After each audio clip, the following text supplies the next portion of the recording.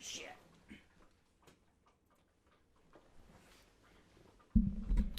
Okay, hey, howdy, welcome, what's up? Alright, this is Devil's Advocate, episode 1. I'm going to call it Departure because that's an appropriate episode for the first one. It's pretty much just a podcast where I'm going to play Devil's Advocate against myself. I'm going to try and play both sides of the field, and argue it regardless of my necessary opinion on the potential topics. It's just about being goofy, having some fun. We're going to talk about the idea is that I'm going to take every topic seriously. So I'll drum them up. If you guys have them, you can always suggest them. And to hook you early on, here is a sound clip of what you can look forward to. I do want to touch briefly on this. There is the world of adult tickling. If you tickle another adult, you're fucking weird. After escaping his execution... Oh, shit, I forgot the first paragraph. My son's a total shithead. Cool. I bet you, if you want to hear those, stay tuned. Before we get into it, though, I do need to plug, I do have a sponsor for this episode, and regardless of my own personal opinion on it, I got to plug it because, I got to pay the bills. No, but I got to justify dedicating this much space in my basement to this podcast. So today's episode is, and I'm going to try and remember the copy, but today's episode is sponsored by Northern Chill. Northern Chill is classified as America's water. It's a 7.8 pH. I don't know what that means. I don't think it actually means anything, but it's pretty exciting that, they're the sponsors of the episode. They really like what I'm doing, and I think that we could be a beautiful brand sponsor. So thank you, Northern Chill, and I'm excited to have you guys on. All right, and then one more thing to get out of the way before we get going is my stand-up dates. So I've got some upcoming dates if you want to come by and watch me do some stand-up, and we'll hit that scroll right now.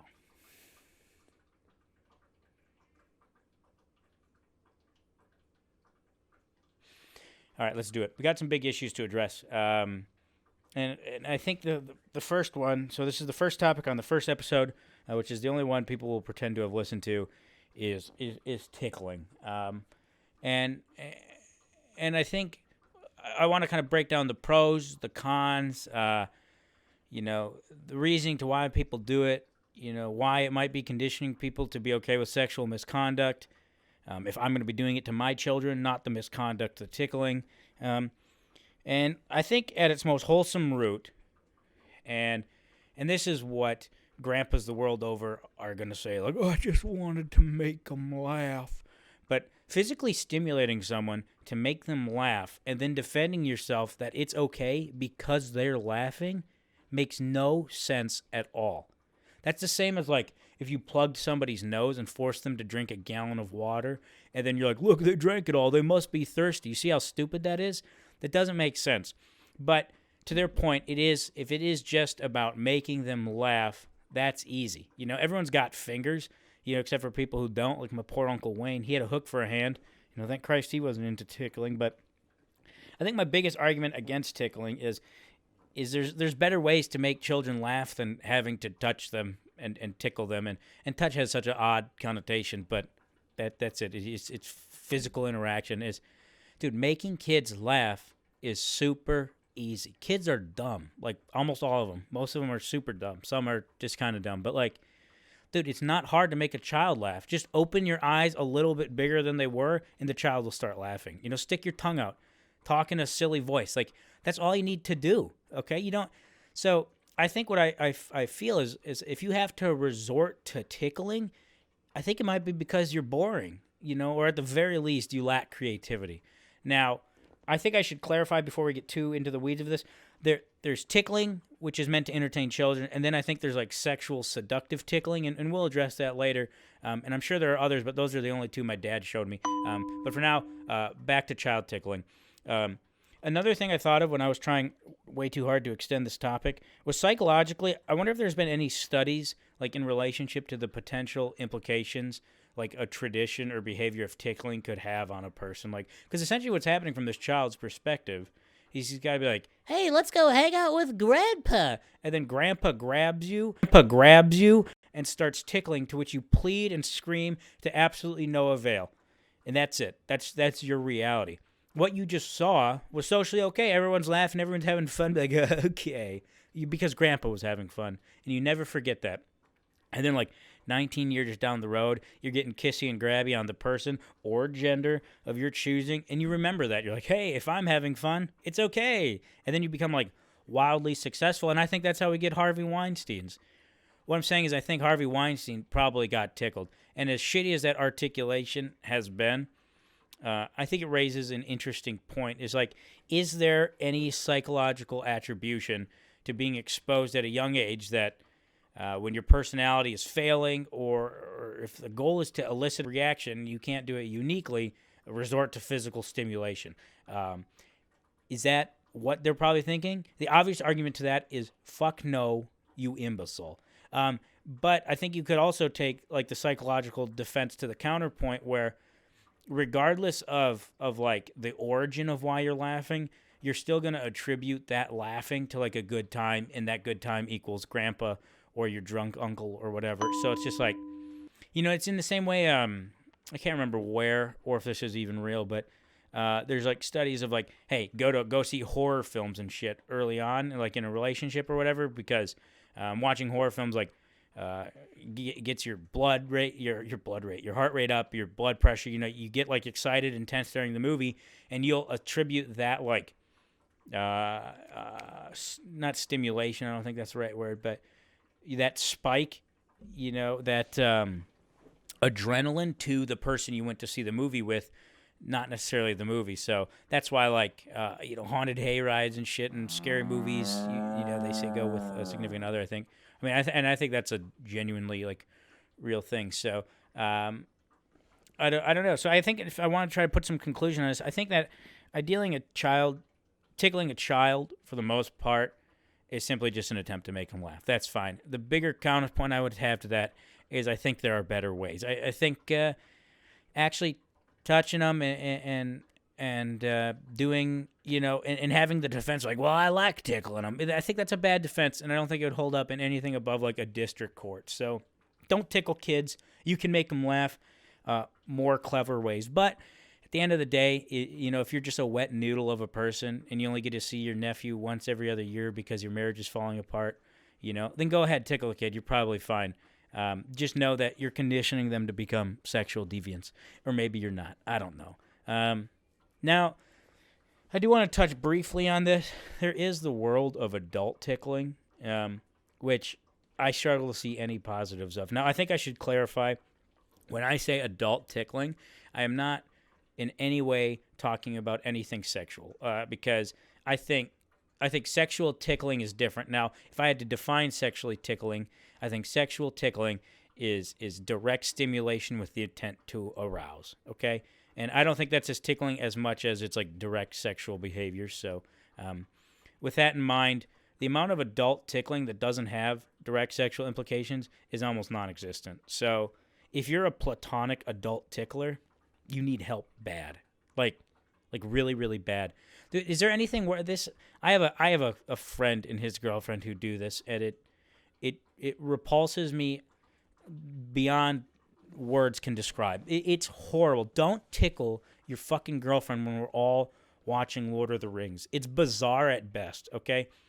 And the worst is when they try to do it to, like, make up for something, like, they accidentally said a racial slur or something, or they made a joke that bombed about dwarfs, and they start, and they get, like, that death stare. Everybody in a relationship knows what that looks like, the you're fucking dead the second the guest leaves stare. And you go, oh, don't do it, and you start tickling her.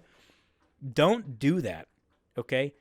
That is the weirdest like, that's back to the child thing. Like, your personality is failing. Your joke didn't go well, and you haven't been able to talk yourself out of the pit you've dug into, so you've resorted to physical interaction, and that's weird. And it looks weird as adults because you realize how unacceptable it is. You're like, oh, a kid, that's fine. If a kid shits their pants, they're like, oh, okay, that's weird. It's just a kid doing kid things. You can wet your bed till you're 13, and people are like, oh, okay, just watch out for him, make sure he doesn't kill any cats. But, like, if you tickle another adult, you're fucking weird. Don't do that. So it's just like, I can't even thinking about it repulses me. I can't even think of a positive of, like, why you would want to to again platonically tickle somebody. And if it is weird, and also I don't know what it is. Maybe we just don't get enough, like, not touching, that's not the right word, but like physical interaction, I guess, where it's just like, why do you even laugh?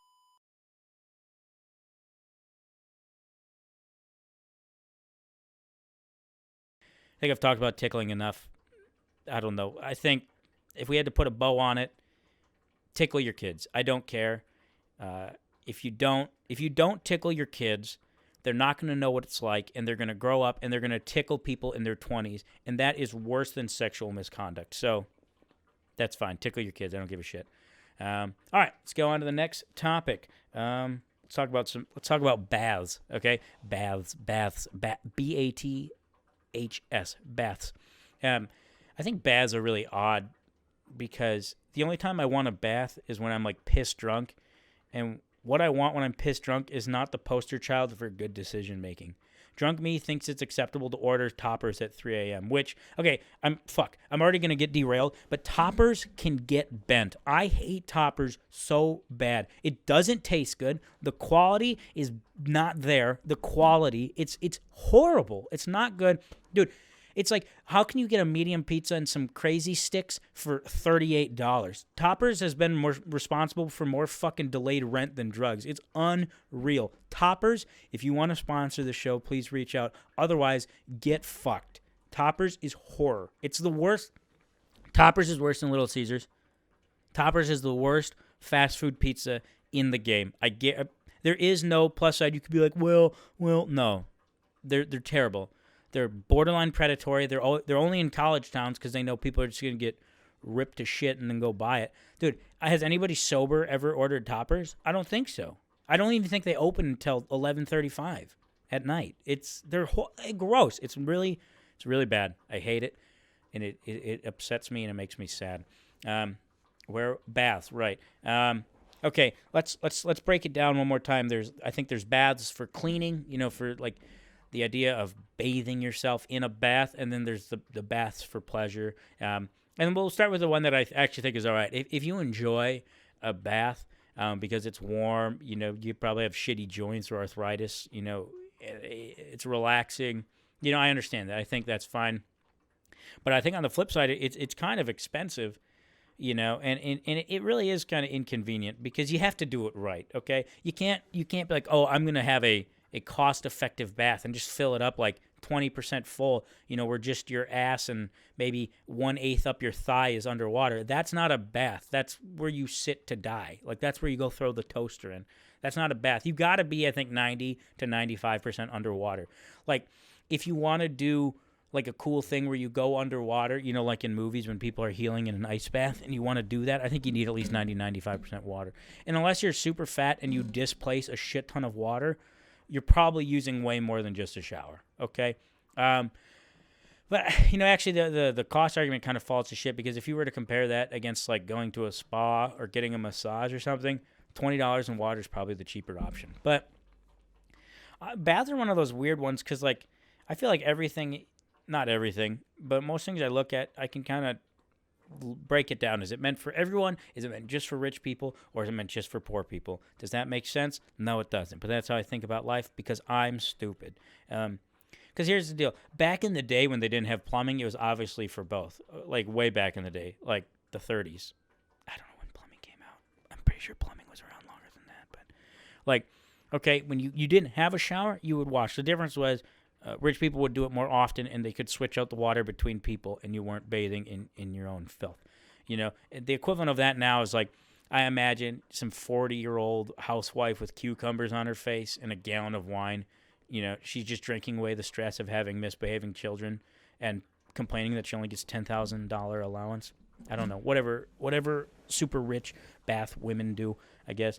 But then there's also like super poor people, I think, take a lot of baths. Like, like your Tanya Harding-ass shit. Like when you're sitting in a bath, the porcelain's kind of peeling off. You're wearing a hairnet, smoking a cigarette. Like, I think I think that's I have that in mind too when I think of a bath. So I think I've figured it out because I'm cool and smart, and I know most.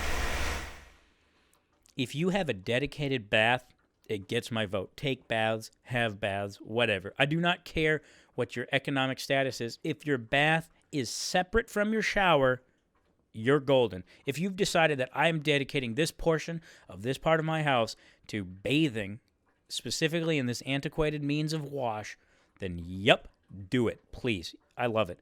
But if you're relaxing in your bath and you look up and you see that shower head, wrong. Get out. Leave. It's odd. It's like hatchbacks. You know, it's failing at both. You don't have the full wagon experience, but you don't have a sedan either. You know, if you're sitting in a bathtub and there's a shower head, it's an abomination, and God wouldn't like it. Okay, great. Next topic. Now, I'm actually going to play a quick game me and my friend do on our stream. It's called Who Was Madder? We talked about this on stream, and I'm going to reiterate it here because I think it's funny. So the game is called Who Was Madder? And it's usually two film characters, but Marcus Aurelius or Joaquin Phoenix's. Hey, I just want you to know that I had recorded this entire podcast, and I thought that Russell Crowe's character's name was Marcus Aurelius, but that was actually Joaquin Phoenix's dad's character. But I'm not going to go and re-record it. So every time I say Marcus Aurelius in reference to Russell Crowe's character, know that I'm talking about him. So if you do genuinely know the Gladiator movie really well, it's going to throw you off a lot at the start, but it's consistent. So you should be able to get over it. Thanks. Back to the podcast. His character in Gladiator. Now, I knew I was going to talk about this, and I still didn't look it up because I like saying Joaquin Phoenix. Joaquin Phoenix character, his name is not Joaquin Phoenix in Gladiator. But anyway, we're going to talk about which one of them was more mad. I'm going to try and play it from both of their sides. And I do have an answer, and I think I'm right, and I'd love for you to argue with me if you want, I guess, or maybe you don't. But just a little, in case someone who's watching this hasn't seen Gladiator, I printed this synopsis off of IMDb. After escaping his execution, oh shit, I forgot the first paragraph. Okay, never mind. Gladiator is about a Roman general who gets betrayed by the heir to the throne of the Roman Empire and sentenced to death. After escaping his execution, he is sold into slavery and becomes a gladiator until ultimately ends up killing the dude who screwed him over, but not before his entire family is violently murdered and he himself is murdered. Then there's some incest, betrayal, action, and great performances. You should watch it if you haven't. That was IMDb. But no, so in the very beginning, Caesar is essentially telling Marcus, who is Russell Crowe's character, and Marcus is his top general in like the Roman army. He's like, hey, dude, my son's a total shithead. I really like you. When I die, which is going to be soon because he's old and decrepit at this time, he's like, I want you to be the next Caesar and rule Rome. Also, I had this argument with my friend. Is Caesar a title or was it the so obviously there's Julius Caesar. And then, but he was the emperor or what? I don't know what the Roman highest title was. So my question is, was Caesar a title? Like, what would I be the next Caesar? Because I kind of got hung up on that. But for the sake of brevity, we'll continue to reference it as Caesar. So he's like, yeah, son's a piece of trash. I want you to be the next Caesar and rule Rome. And then he's like, I'm gonna tell my kid. He's gonna be pissed, but we'll be fine. And then he tells Joaquin. And he doesn't take it well at all, and he murders his dad before he can proclaim the news, so that he gets to be the ruler. And guess what? When he's in charge, his first order of business is to murder Marcus. Now, here's one thing. I think if you're gonna do something that screws someone over really bad, do it publicly, okay? Because then they can't murder you before you tell people. But okay, let's create a quick list of the 2 points of views, what they had going for them, what happens to them from that point on, and then kind of we can, from there, break down who was madder. So we'll start with Russell Crowe, who was Marcus Aurelius. So from his point of view, he loved his job and his boss, essentially. Okay? Super cool. Job appreciation. Good. Plus. He was super, super good at his job, and because of that, he was offered a comically large promotion. Like, dude, it's so crazy to think about so Marcus was a general in the Roman army, and obviously a super good one. And then he was offered to be what would essentially be the president of the United States. Like, dude, I get it, you're a great general, but like, there's more to being the Caesar than beating up barbarians. So I think that's fucking crazy to think. Dude, that would be like if someone was super good at flipping patties at McDonald's. Like, granted, like literally the best. And I understand they don't actually flip patties. I worked there for like 2 months. They have a giant press, and it presses the patties into tastiness. I think McDonald's is fine, but whatever. Say they were so good, and then you got offered a job as like the CEO of BMO Harris Bank. Like, it doesn't happen. So this is a proportion beyond anything anyone has ever seen, a promotion, right? So anyway, he's so good at his job, he gets offered to be literally the king. Then his friend was murdered by his kid. The son tried to have him murdered. He became a slave. He was forced to fight in the Gladiator rank for his freedom. He got slapped by a tiger. His family was violently murdered. He got stabbed by that son from the beginning because he was really good at not dying. And then he dies. So that's all Russell Crowe has to be upset about and be angry.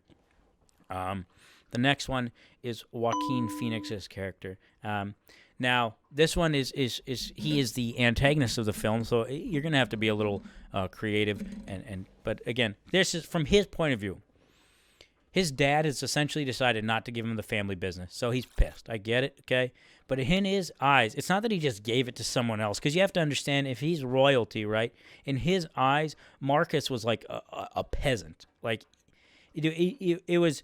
So he viewing himself as royalty, it's like, he's like, this is my throne. Like, I don't think they used divine right back then. I don't know if that would been the verbiage they used, but essentially he's like, look, I got, like, this is mine. There's no question. It's not, oh, God, I wonder who's going to get it. It will be mine, guaranteed.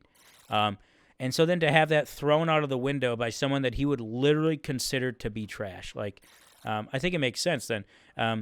And then, so then he essentially murders his father, but then he gets lied to by middle management below him, and they tell him, hey, man, we killed that dude you don't like. So, okay, he's been lied to. That dude he thought he was dead makes him look like a little bitch in front of an entire city, and then you try to kill him like 3 more times, always cheating, and then you cheat 1 more time, and then he murders you. Like, I don't know. We know the sides, but I'm going to say I think Joaquin Phoenix was more mad. And I think, though, what's not expressed in the film at all is how well Marcus knew Joaquin prior to the events, because I think that matters. Because if Marcus knew that Joaquin was like a maniacal sociopath, narcissist, or whatever, then it couldn't have surprised him that he would do anything to maintain, his throne. But if he thought, yeah, he's kind of a dick, but he'll get over it, then it would probably come as a pretty big surprise that he murdered his father. But like, I don't know, it's weird. A little personal anecdote. Me and my dad, we've had our disagreements.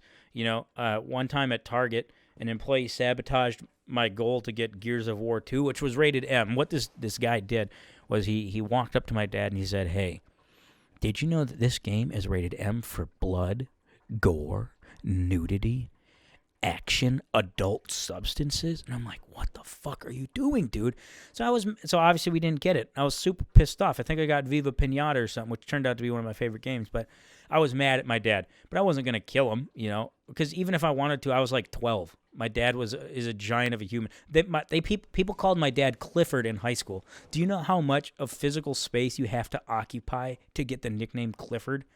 Anyway, so I feel I get this Joaquin character because my dad owns an electric company, and I know I'm not taking it over, nor have I ever wanted to. But to me, it would be the equivalent of if I was like being groomed to take it over my entire life. And then right before my dad died, he's like, hey, I'm giving it to Bill. But not only does Bill get the electrical company, he is now the president of the entire country, or the entire world. And I have to do whatever he says for everything. LOL, you bitch. I don't know. It's just like, it would be that ridiculous because, again, the title of Caesar is more than just the military commander. I had talked with Keelan about this. It's like, what if he'd just been like, hey, man, you're in charge of the military, and just leave all the stupid politics stuff to my kid. But no, he's just like, you get it all, my man. And it's weird, though, because, like, back then, I think at like end of life stuff now, I think you actually get this a lot in like a death court or what. I don't think that's what it's called.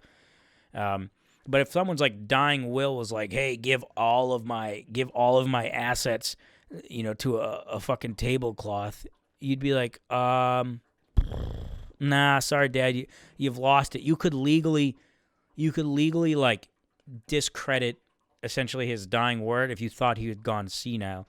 So, in modern days, you just pull the plug or say he's gone senile. But back in the day, if your dying wish was to promote an employee to the president of the world, that's what's going to happen.